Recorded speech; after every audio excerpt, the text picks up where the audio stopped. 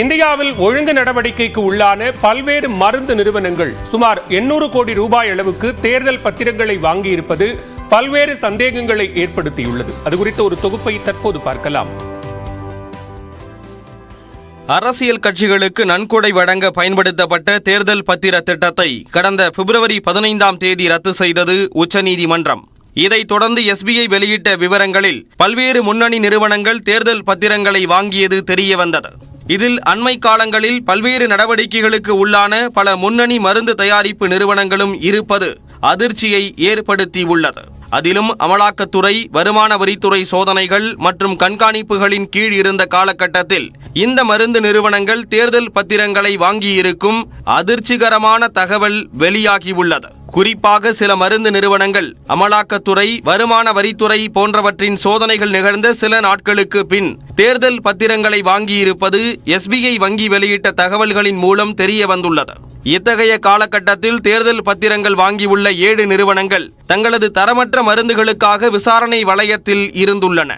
இதில் ஹைதராபாத்தை தலைமையிடமாக கொண்டு இயங்கும் hetero labs and hetero health care நிறுவனம் மருந்துகளின் குறைந்த தரத்திற்காக 6 முறை நோட்டீஸ் பெற்ற நிறுவனமாகும். குறிப்பாக கொரோனா தொற்றுக்கான மருந்தான ரெம்டிசிவிருக்கு எதிராக 3 நோட்டீஸ் அனுப்பப்பட்ட நிலையில் 2022 முதல் 2023 வரை மொத்தம் 60 கோடி ரூபாய்க்கு மேல் தேர்தல் பத்திரங்களை வாங்கியுள்ளது இந்த நிறுவனம்.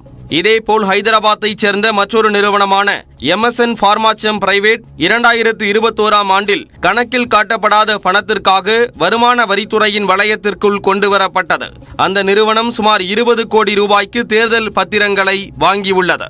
இதேபோல் பிரபல டிவிஸ் லேப் நிறுவனம் 55 கோடி ரூபாய்க்கும் தேர்தல் பத்திரங்களை வாங்கியிருப்பதோடு மற்றொரு பிரபல நிறுவனமான சைடஸ் ஹெல்த் கேர் 29 கோடி ரூபாய்க்கு தேர்தல் பத்திரங்களை வாங்கியுள்ளன. அத்துடன் சிப்லா நிறுவனம் 2019ஆம் ஆண்டு முதல் பல்வேறு காலகட்டங்களில் 39 கோடியே 20 லட்சம் ரூபாய் அளவுக்கு தேர்தல் பத்திரங்களை வாங்கியிருப்பதால் இந்த நிறுவனங்களின் மருந்துகள் மீதான சந்தேகம் அதிகரித்துள்ளது. ஏனெனில் தேர்தல் பத்திரங்கள் வாங்கிய பெரும்பாலான மருந்து நிறுவனங்கள் மீது தரக்குறைபாடு காரணமாகவே நடவடிக்கைகள் இருந்ததாக கூறப்படுகிறது. அத்தகைய சூழலில் இந்த நிறுவனங்கள் தேர்தல் பத்திரங்களை வாங்கியிருப்பதும் அதன் பிறகு அந்த மருந்து நிறுவனங்கள் மீது நடவடிக்கைகள் எதுவும் எடுத்ததாகவும் தெரியவில்லை.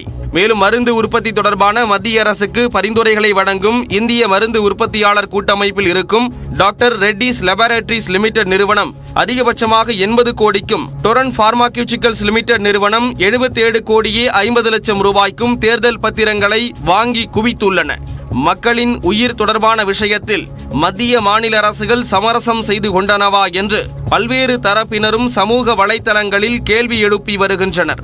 ஏற்கனவே இந்தியாவில் உற்பத்தி செய்யப்படும் இருமல் மற்றும் கண் மருந்துகளுக்கு பல்வேறு நாடுகள் தடை விதித்துள்ள நிலையில் இது போன்ற குற்றச்சாட்டுகள் மருந்துகள் மீதான நம்பிக்கையை மேலும் கேள்விக்குறியாக்கும் என்பதில் சந்தேகமில்லை.